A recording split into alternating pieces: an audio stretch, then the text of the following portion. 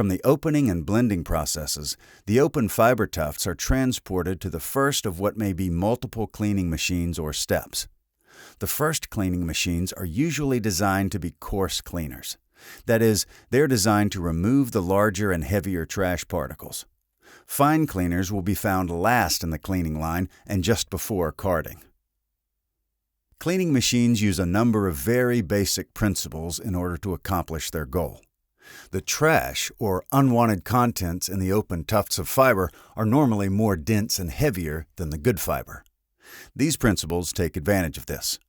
The machine's designs use gravity, centrifugal force, and airflow combined with some type of beating action.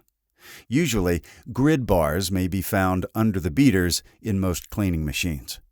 The unwanted trash falls out between the bars and is sucked away to a central collection point. The grid bars can be adjusted to take out more or less trash depending on the fiber being used, the spinning process, and the end product requirements.